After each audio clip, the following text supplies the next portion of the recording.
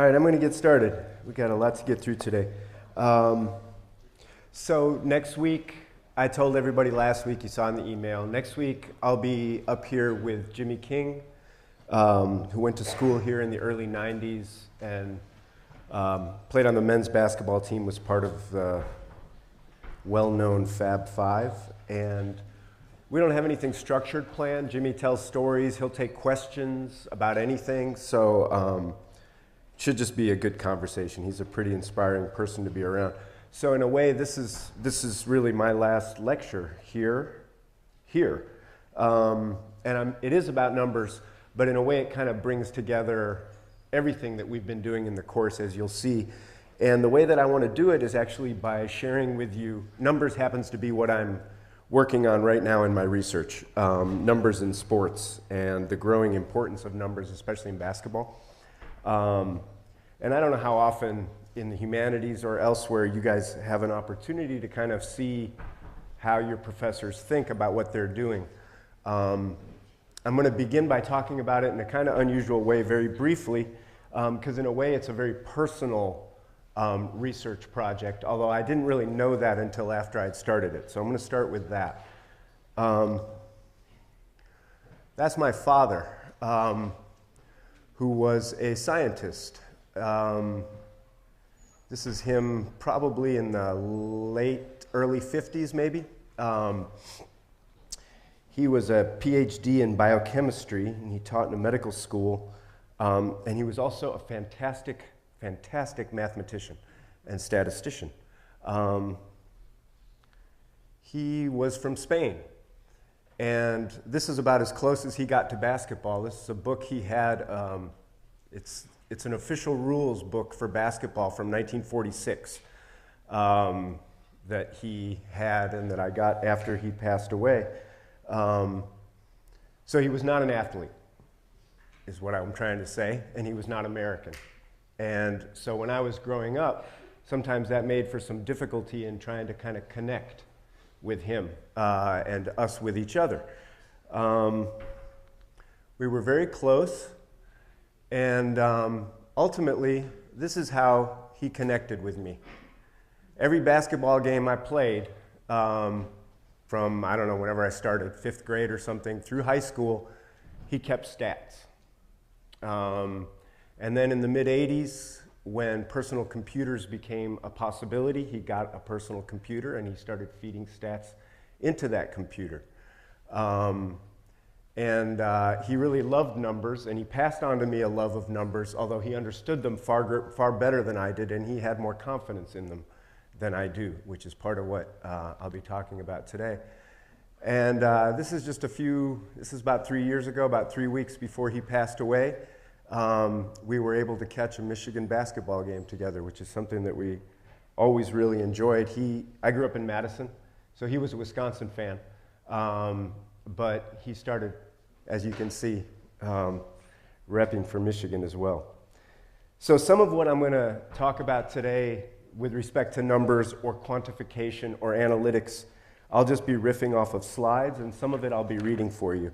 What I'm going to start with is a short clip that was kind of the immediate. This is the deep personal inspiration for the work I'm doing. What I'm about to show you was kind of the immediate thing that sort of triggered my curiosity about this phenomenon.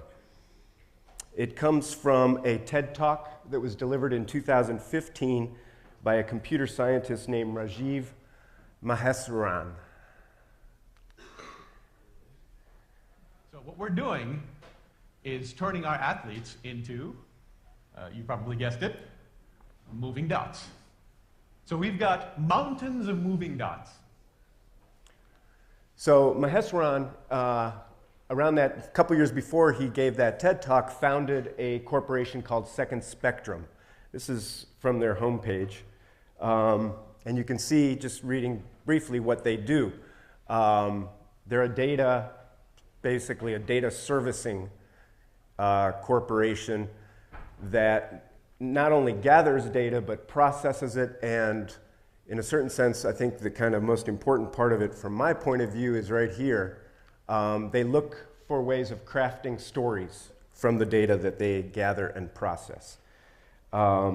They are now pretty much the premier corporate player in this space, primarily associated with the NBA, but their products are also making inroads in the WNBA, in college sports, in soccer, and in hockey as well.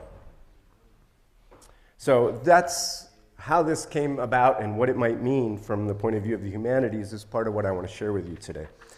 So counting, which is what we're talking about, is not new in basketball or in sports. This is a drawing of the very first basketball game ever played in 1891, and the inventor of the game, James Naismith, counted the one basket that was scored in that game. He recorded it in his diary. Over the next 100 years, the number of plays counted changed. The number of plays considered worth counting changed, but the methods really didn't change. Scorebook from 1899, scorebook from 1983. You can see there's greater complexity in the right-hand image. But the basic idea was the same. You'd have a courtside scorer who was tallying plays and making a mark in this kind of grid. And then the results would be totaled in the form of a box score. Here's one from 1983. And the box scores would be published, as you know, in newspapers and in the media.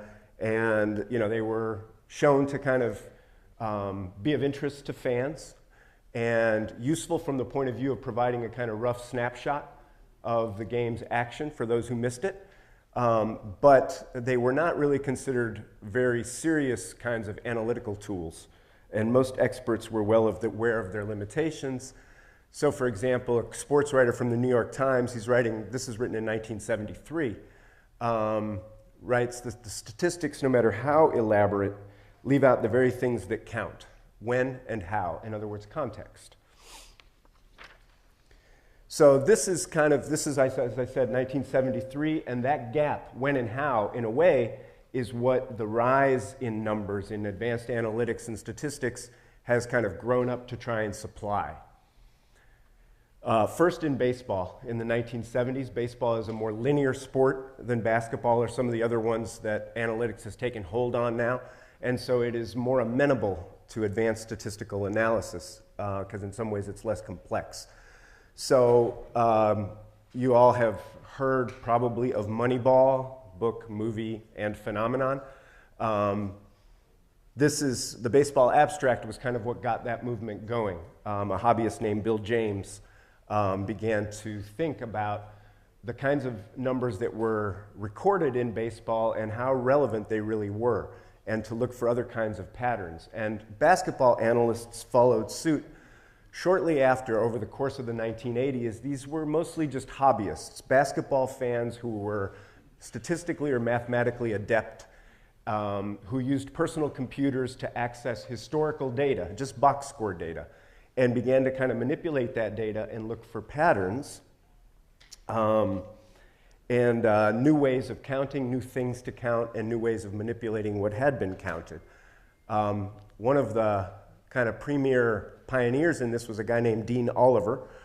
1991, he published a little article just on a personal website in which he used a different scoring system. So you remember the scorebooks, which just kind of leave out the when and the how, just make a mark every time somebody scores a basket or misses a free throw or makes a personal foul. Each line here is a possession. And so Oliver began to watch games and to record the statistics for games by keeping track of a possession. So left-hand side is the score, right-hand side are the teams. I mean, the third column here, these are teams, LA and Detroit.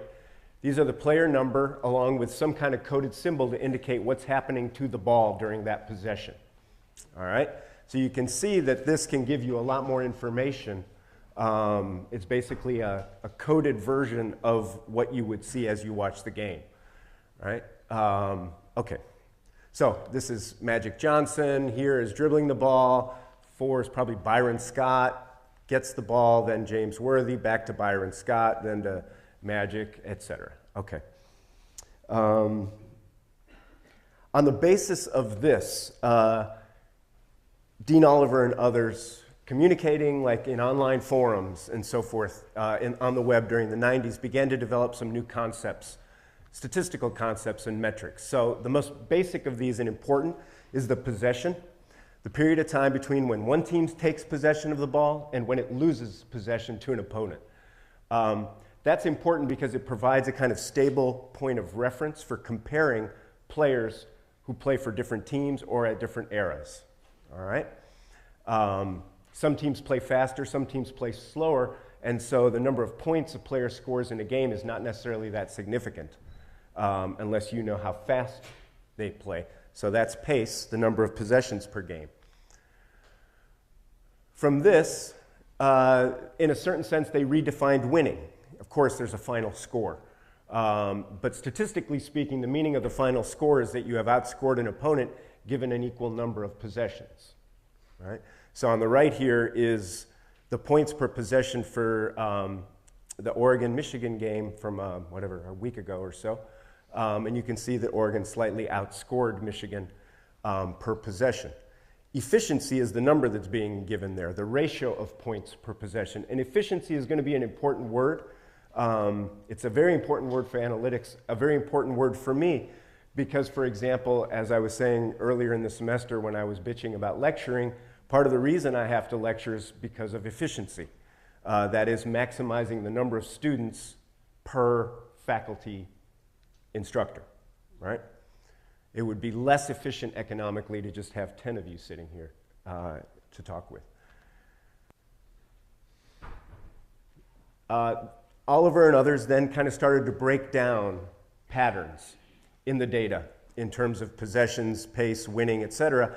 And they came up with what are called the 4 factors in basketball that they determined were most strongly correlated with winning. In other words, if you win in these categories, you are likely to win the game. Not always. It's just a strong correlation. And you can think about the categories. Effective field goal percentage is the percentage of field goals you make, but it is weighted to account for the fact that 3-point shots count for more. Okay? Turnover percentage is the percentage of your possessions that end in a turnover. Offensive rebound percentage is the number of available offensive rebounds your team gets. And then free throw rate is how often you get to the line. All of those are important because they provide opportunities to score in a given possession. So if you get an offensive rebound, that's still part of the same possession. You've given your team another chance to score in the same possession. All right, so these are the 4 factors breakdown for that same game, the Michigan-Oregon game. All right.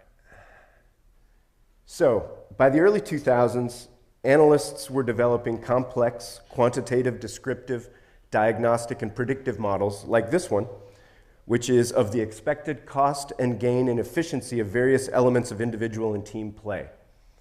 As the expanding internet helped spread these insights in the public domain, NBA franchises took note and began to hire data scientists like Daryl Morey, who's now the general manager for the Houston Rockets, but was at that time just at MIT, to analyze statistical data. So you can see how complex this gets. This is way beyond my level of math chops, though it would have been meaningful to my father, I'm sure.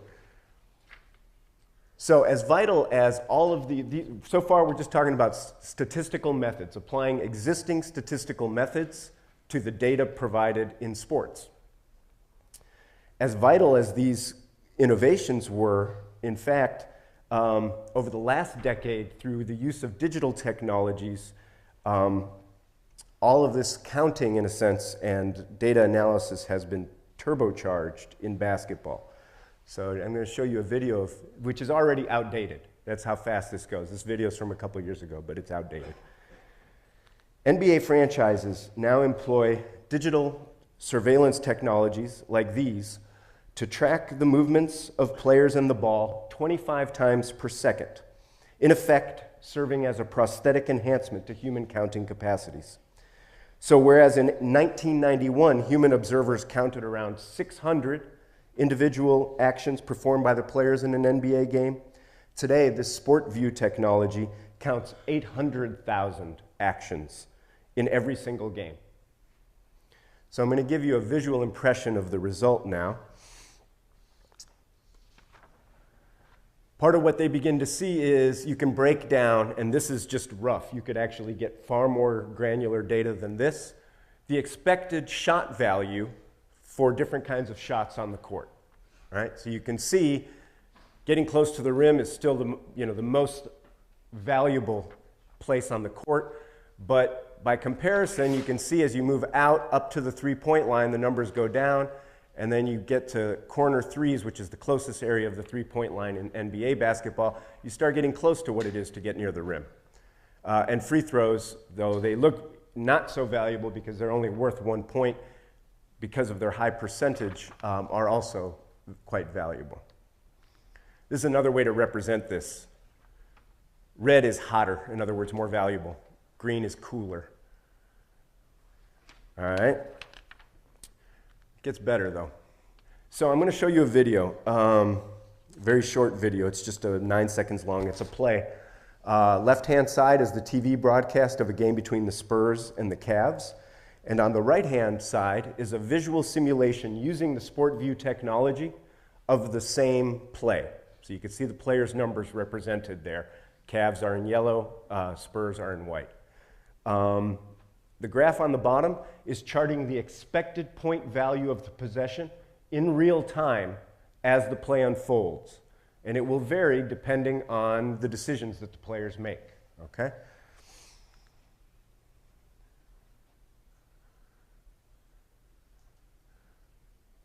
It shoots up right here when he dishes out to the corner.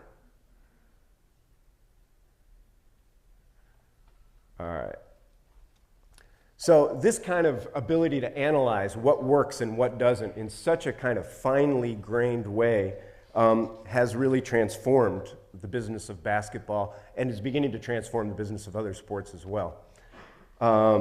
You can see, for example, this is the percentage of field goal attempts that have been three-pointers. Beginning in 2009, 2010, starting in 2011, there was SportView in 5 arenas. And you see a little bit of a jump, and then SportView in, that shouldn't be 25, it should be 15, sorry. And then in 30 arenas, and then the numbers keep going up with really, there may be a point at which they kind of level out because teams are now responding to that defensively. But the point is that it's changing players' tactical choices on the floors, coaches' strategies, personnel decisions that general managers make when they're drafting or thinking about trading, and even the skills that young players are practicing more than any other these days. So that when I go to the playground in Oberlin, I won't see a kid shoot anything inside the three-point line unless they're at the basket. Everything is beyond the three-point line. Whereas when I was a kid playing, there was no three-point line. So there was no value in taking a shot further out. That was not part of the game. It wasn't a skill that I developed as a player. So this surveillance technology, the SportView stuff, is kind of off the chain, but it is nothing compared to this stuff, which is wearables, which some of you are probably intimately familiar with.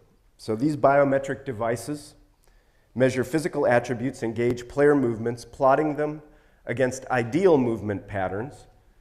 The devices track and quantify in fantastic detail the movements of players on the court and the conditions of their bodies.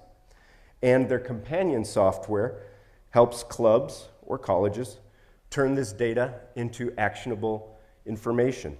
In fact, the narrator of this ad for the biometrics firm Catapult states the value of this quantifying technology. He will be saying, I'm not playing the sound, he says, what you can measure, you can manage. So the athlete's body is the thing to be measured. All right. So in all these ways, analytics, counting, and refined technologies for gathering data and counting and so forth and processing it have in a way begun to fill in that when and how that I was telling you was missing from statistics in the past. And that leads Rajiv Maheswaran, the CEO of Second Spectrum, to declare in that same TED Talk that we have quantified what was previously unquantifiable. And I encourage you to go to the Second Spectrum site. They've got videos, and you can see some of their products. And they are really very imaginative. They're very appealing visually, and they are incredibly optimistic and positive thinking about the value of what they're doing. As far as they're concerned, there is nothing that can't be quantified.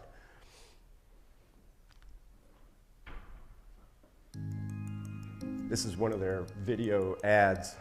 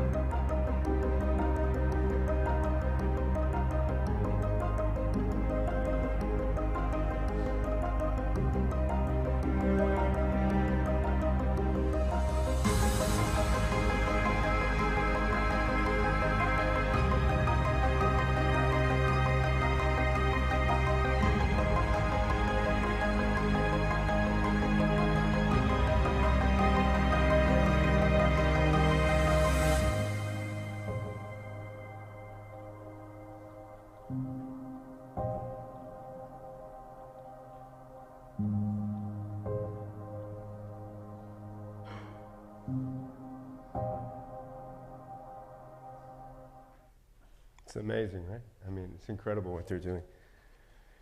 So, what they're able to do explains why this happened last fall. The NBA paid them $250 million to be basically the official compelling story generator of the NBA. So that SportView stuff that I showed you, it's out. Second Spectrum is installing its own cameras into every arena. They'll be there by the beginning of next season. And every team will get its software packages from Second Spectrum. Of course, each team has its own analytics department that will do different things or ask different questions of the data they get. So that's where the differences will come in. So what I want to do now is to begin to contextualize this a little bit. Like, I'm really amazed and fascinated by this. There's lots of this that I really love. But I also question a lot of it and wonder what kinds of things aren't being considered. One way to think about this is that Maheswaran refers to what he's doing as the science of moving dots. And so you can imagine that from my point of view, I'm thinking about, well, what about the culture of moving dots? Right? Those moving dots meaning the players, okay, which they turn them into. But those players for me are also human beings. So what about their side of the story? So these are the basic elements that basketball analytics brings together. Advanced inferential statistics, that's the early stuff. Digital data acquisition technology, that's the cameras. Machine learning, that's where they begin to feed that data into machines and use neural nets and artificial intelligence to begin to teach computers to recognize the difference between a ball screen and what's not a ball screen so that it can begin to offer you predictions about different outcomes. And then the visualization technology that you just saw. All right. So check this out. This is Maheswaran. Each dot here represents one of 450 NBA players, and the size of the dot corresponds to the height of the player. This thick white diagonal line runs through all the players who make 47% of their shots. The chart correlates shooting ability with the probability of the shots, and Maheswaran, and here's where I get to context, explains the value of this kind of analysis. I'll go back to it for a second, if I can. Let's see what happens here.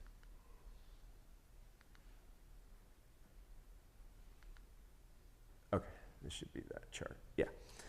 So here's what Maheswaran says. It's really important to know if the 47, so he's referring to a human being who makes 47% of his shot attempts in a basketball game. It's really important to know if the 47 that you are considering giving $100 million to is a good shooter who takes bad shots or a bad shooter who takes good shots. So right there, for me, I see that the value of this primarily is for owners, because they're the ones writing that $100 million check. And Daryl Morey, who I mentioned earlier, who's now the general manager of the Rockets, said something similar before, about 10 years ago now, that the aim of analytics and of all of these technologies is to generate wins for less dollars. So basketball analytics, in a sense, and I think this is true for other sports as well, has in effect developed and delivered to owners powerful tools for maximizing the value extracted from the league's labor force. So this is not necessarily the story that gets told in the popular literature and culture about analytics. So you can see commercialization and profit being an additional component driving this. If it was not making money, it would be dead in the water. The popular literature includes a kind of emphasis on objectivity and on competitive advantage in the marketplace and on the field, an improved product for fans, the ability for players to develop their own skills and increase their value in the market. And then, of course, in this story, most of these kind of popular stories tell a tale of some kind of stat geek who just really loved sports, never got on the field, but really was a fan, and is able, through the kind of persuasiveness of the objective methods that he commands, is able to kind of make his way, to get the ear of a general manager, and then from there to wind up running a team and sitting in the skybox alongside the owners. So that's one way the story gets told, right? Through these colorful figures that are bucking conventional wisdom and using scientific methods to improve player performance, fan experience, and the owner's bottom line. Going more deeply, there's another story that is kind of latent. It's unstated or implicit in this. And in that story, the real hero is science itself, in the form of quantification and digital technologies and statistical thinking. And that deeper story tells us that knowledge always progresses for the betterment of everyone. There are no losers in science. Whatever may be the genuinely positive contributions of analytics to sport, the trend clearly enjoys an aura of objectivity and benefits from what historian of science Theodore Porter has called a deep-seated cultural inclination to trust in numbers. So in this way, the widespread acceptance of analytics derives from the convergence of several factors, which I described: the competitive emotional investment of partisan fans, the commercialization of sport, the traditional authority of numbers, science, and technology, and this is an important one for all of you going out into the world, the contemporary assertion of the overarching importance of efficiency, of productive efficiency, whether athletically or economically. And all of this is happening in the era of big data.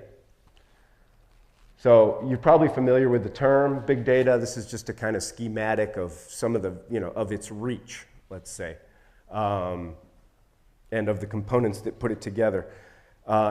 It's sort of everywhere. I mean, you're on your phone. If you are on your phone right now, you are connected to this, okay? Even in the humanities where I work, it's kind of ridiculous. So I'm not going to go into detail about this, but you can see, like on the left-hand side, what will probably be meaningless to you, but here you've got a big data machine learning tracking of various patterns in English poetry. And on the right, emotional patterns in the text of the Iliad. Higher education, that is to say, clearly you can see data being used in all of these areas. Your performance, the university's performance, my department's performance, my performance, teaching strategies, everything. Inefficiencies down here in the administrative process, but not only in the administrative process, as I have belabored throughout the semester, also in terms of the classroom. So the use of big data has inspired criticism from some, not many, about inequalities of power in the big data kind of ecosystem. And some of those inequalities have to do with how the data is acquired. Some of it has to do with how data gets turned into stories about us, those of us who are supplying the data, about what we love and hate, what we have done, and especially what we are likely to do next. So that's why when you're on Facebook, ads pop up telling you to think about buying something, because they're thinking you're likely to buy that thing. And then finally, in terms of who gets the data and what they're going to do with it. This is an article about the Michigan's Jumpman contract with Nike. And this is a quote from Nike. Metrics can be harvested, include speed, distance, vertical leap height, maximum time in aloft, shot attempts, ball possession, heart rate, running route. And here's some of the questions that some people are asking about that. Who's going to wind up with that data? Ostensibly, it's there to benefit players and teams, but data is just data. As data scientists endlessly tell you, that data, what gets done with it depends entirely on who has it and what kind of story they want to tell. So I started out talking about counting. This is kind of the short history of counting in sports. I'm also interested in what counts. Right? The word to count doesn't just mean to enumerate, it also means to be significant or to matter. And so I'm interested in the other side of this as well in my work, and that is kind of what I want to turn to now. What counts? So you remember this picture. You can think about this as a difference between quality and quantity. Okay? Quality meaning the kind of something, quantity meaning the how much of something. And it's clear that sports has built into it a kind of interest in quantity. After all the quality that unfolds over the course of a basketball game winds up getting translated into the quantity of the final score, right? So when the women's team from Michigan just won the women's NIT, there's a final score there. But that final score doesn't necessarily communicate everything that unfolded over the course of the game and the overtimes that decided the game. That side is the quality, that's the quantity. And there's some question from a humanistic point of view about that gap right here between those two things. And one philosopher has argued that these two orders, you can't put them together. There's no way to make them match up, and so we have to rely on quantity. It's our only kind of foothold into the sort of bewildering, chaotic world of the quality of a sporting performance. And I do think we need some kind of way to rationally grasp what we're seeing. Otherwise, we're just kind of like taking it in without any sort of sense of understanding of what's happening. But I don't think that quantification is the only way to do that. In fact, I'm going to give you an example of a different way of doing that in a minute here. So this is James Naismith, who invented basketball. And in 1914, I think he provided a really nice description of what it is to watch a basketball game, of the quality of play. I don't mean quality in the sense of good or bad, remember. I just mean the what of something rather than the how much of something. And I think his description, which I'm going to share in a second here, is actually really a good kind of way into thinking about other ways of connecting to sporting experience that aren't numbers. Okay? The main interest in basketball, this is Naismith writing in 1914, lies in watching the kaleidoscopic changes which take place. Every moment of a game is full of thrills when expert players handle the ball. We watch such a game with an increasing admiration for the wonderful capacity of the human frame for accomplishing the seemingly impossible. No amount of rough work, even if it should result in a goal for our side, can compare with such a spectacle. It is indeed, he says, a narrow mind that puts goals before grace, scores before skill. So grace and skill, those are qualitative terms. Goals and scores, those are quantitative terms. Okay? And Naismith is telling us, this is the inventor of basketball, is giving us a way of thinking about what we might be looking for when we watch a game. And it's not just basketball, of course. Grace is also important to other philosophers who think about the beauty of sports, their aesthetic value. And, for example, here. And one of them, who I don't think we've read in this term, is a literary critic, a guy named Hans Gumbrecht, who describes grace as a function of how distant a body and its movements appear to be from consciousness, subjectivity, and their expression. So it's a little bit like what Naismith was calling reflex actions, what some of you might call being in the zone. It's that sense or muscle memory, for that matter, right? Subjectivity, consciousness, etc. That's where you are thinking consciously about doing stuff. This guy's describing grace as the body doing those things. Whether or not the athlete is thinking about it, it doesn't look like it. Okay? All right. So, let me see. Okay. So Gumbrecht, who is the author of this quote about grace, and Naismith, who wrote the description that I read a moment ago, remember when we were talking about bodies and embodiment? I think part of what they're describing here is successful embodiment, okay? Where, as for us, in awkwardness, injury, illness, and death, we can experience embodiment as inconvenient or even agonizing demonstrations of our human limitations. In basketball and in sport more generally, we can see uplifting and inspiring experiences of embodiment. So that basketball, two players vying for a rebound here, or several, can come to seem like an art form if you think about it from a certain point of view. So athletes can cultivate grace, or what you guys might call muscle memory, through mechanical repetition in practice. You do the same thing over and over again, and then when you're in a game, you don't have to think about what you're doing. Your body already knows. But it looks different from our point of view as spectators. For spectators, switch that up. This is going to be fun. For spectators, grace exerts an aesthetic fascination. It's beautiful because it is exhibited unpredictably in order to overcome seemingly insurmountable obstacles. That's incalculability. And this incalculability, or as Naismith put it, lack of any preconceived plan or grace, is what makes of basketball, for me, no prettier sight in athletic achievement. Leonard Koppett, who talked about statistics earlier, said, "Any knowledgeable crowd will cheer louder for a fancy pass behind the back or through the legs that doesn't lead to a score than it will for a routine basket." Koppett also used the word style to talk about this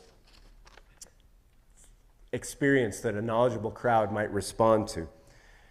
In the context of what we're talking about here, we can see that the importance has to do with embracing rather than minimizing risk. Okay, in every one of those plays you saw a player making a play that analytics would tell you was not the right play, unlikely to turn out successfully, right?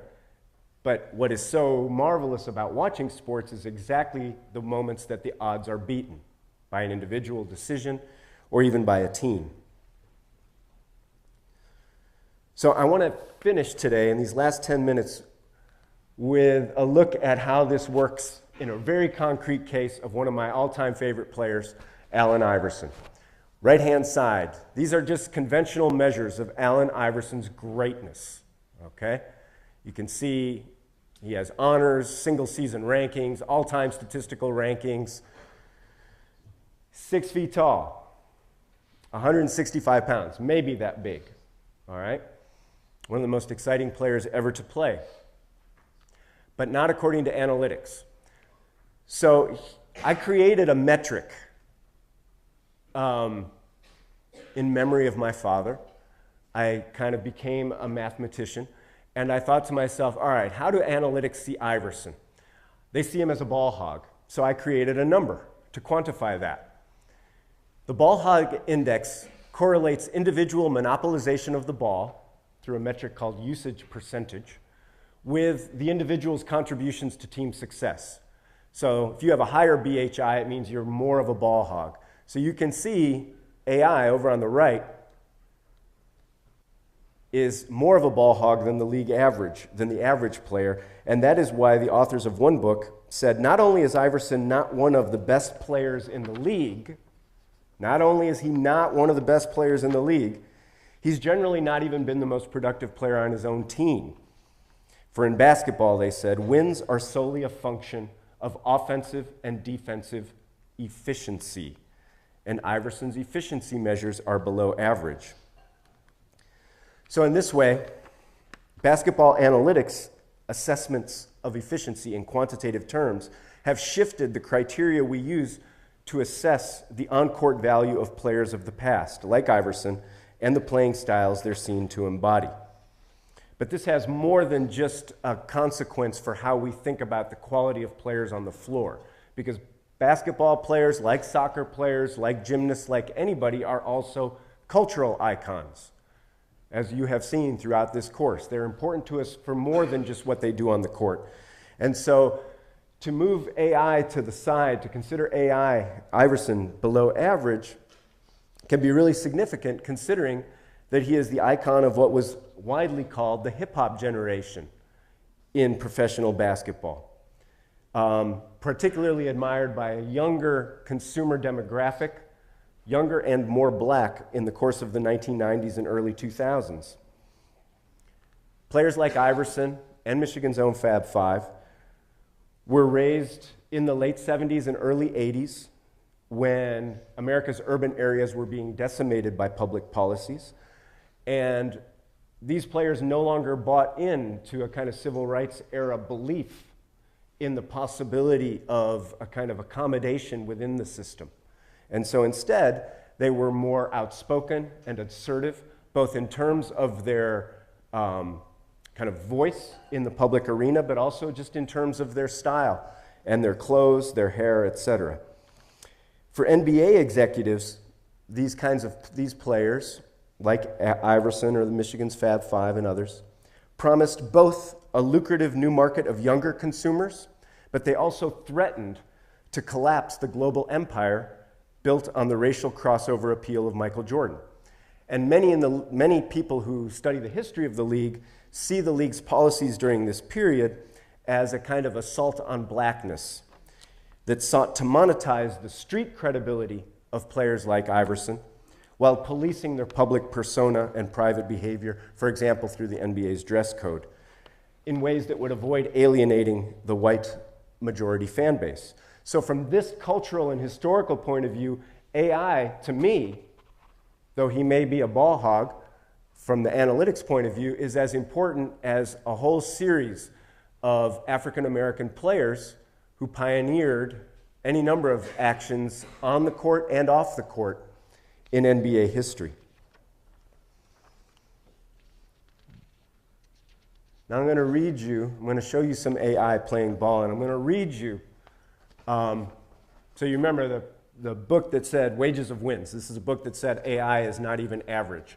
He's below average. So a very popular writer, Malcolm Gladwell, who I quoted earlier in the semester because he wrote the 10,000 Hours book, he was writing a review of Wages of Wins. And I'm going to just read you some things from his review while you get to watch Allen Iverson. Because who doesn't want to watch Allen Iverson? Gladwell struggled to sustain his appreciative vision of Allen Iverson, who, in his words, quote, would charge toward the basket over and over again, twisting and turning and writhing through a thicket of arms and legs of much taller and heavier men. But though these images may have been stirring to Gladwell, in the end, he retreated soberly from their lure, ceding ground to the unavoidable reality of the numbers. All we learn, he concluded dismissively, watching Iverson, is to appreciate twisting and turning and writhing. We become dance critics, blind to Iverson's dismal shooting percentage and his excessive turnovers, blind to the reality that the Philadelphia 76ers would be better off without him. So that is how Iverson looks to somebody who is kind of drinking the numbers Kool-Aid, right? I'm going to introduce you to a technical term as part of my farewell. The term is ekphrasis, and in literary studies it just means a verbal description of a visual object that you might find in a poem or a novel or something like that. But that's not what it originally meant. In ancient Greece, it meant speech that brings subject matter before the eyes. So it might be somebody recounting a historical battle for those who were not there as a means of trying to inspire a city to make a decision or something like that. I want to emphasize down here that in that context, good ekphrasis did not mean a faithful representation of what had happened. It wasn't about an accurate portrayal. It was about how vividly could you imagine the thing and make people imagine it, and how strongly could you make them feel whatever you felt watching that event. So I'm interested in this particular piece of language, this kind of language, ekphrasis, because I think it's so relevant to sports cultures. We use it every day when we are talking about the game we saw the night before to a friend who didn't see that game. We read about it in sports. We see it when we turn on TV broadcasts. We hear it, that is to say, when we turn on TV broadcasts. I think Naismith's description is a beautiful example of ekphrasis. Even Gladwell's description of Iverson, even though it ends on this dismissive note, was actually a really beautiful description of what you saw Iverson doing, twisting and turning and writhing and charging, right? It's really evocative against much bigger players. So I don't expect you to write this down. I don't expect you to ever use this word again in your life. But I want you to take away what I think is important about the word, which is that it's a kind of technical term for the importance of words, right? And that words can take us places we haven't been and make us feel things about those places or events that we haven't been to or seen firsthand. Kind of like the story I tried to tell you the first day of watching Dr. J's free throw line dunk with my friend Rob. It's a way of using words to fill in the things that numbers do not count. So I think of basketball analytics, of numbers basically, as a kind of language. And it is a very powerful language in this conversation, in the conversation of sports today. I want to encourage you in the process, though, of sort of taking that in today's culture, to think critically about it and take it with a grain of salt and recognize that for all its apparent objectivity, the objectivity we feel exists in statistics and mathematics and in science, those ways of knowing and of connecting to the world are also framed by individual biases, and they will emphasize and prioritize certain things and exclude other things, okay? And so in the process, I want to encourage you to balance numbers or quantification with the development and expansion of your ability to identify and appreciate everyday beauty, such as we encounter in sports, and to share that beauty in a rich variety of stories. And in short, to counter the growing pervasiveness of the language of counting with the many languages of what counts. And I really want you to come back next week and show Jimmy some love, because he is a University of Michigan treasure. And he is taking time out from his work day. He is not getting paid, just like he has never gotten paid, to serve this university. So I really hope you'll come out, and I know you're going to enjoy it. So thank you all.